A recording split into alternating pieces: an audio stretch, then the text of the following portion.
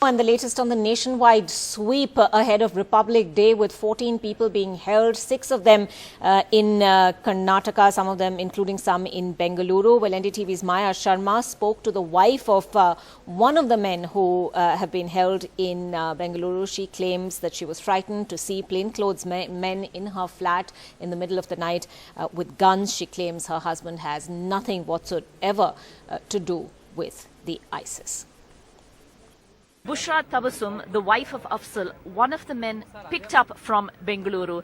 Could you tell us what happened? When did the security forces come? What happened? What time? Actually, I don't know whether they're security force or what, because I don't know their identity, who they were. They just said that they are from Delhi Police Department, and they came at morning with 3 o'clock when we were deep asleep. It was deep night actually, so completely we didn't know when they knocked very sharply actually, and they showed a gun. Everything was dark. All the lights were switched off in our house as well as outside.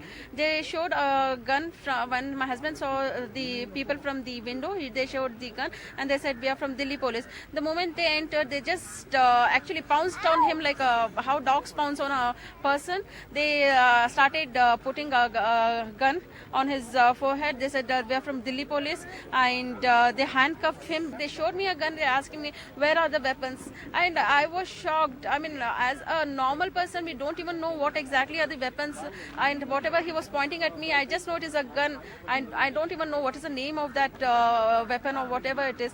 They asked me to give me the keys of the almar. Nothing was locked. We do not keep any almars, anything. Did they show you any identity? No identity at all? No identity at all. No papers, no search warrant, no arrest warrant. On what basis they are taking my husband? Nothing was disclosed to us. What does your husband do? Where does he work? What does he do? He is a software engineer. He works as a project manager at IHS Whitefield, Bangalore. Yes. I'm very, very sure he's innocent. He has nothing to do with any of this, whatever it's been told now.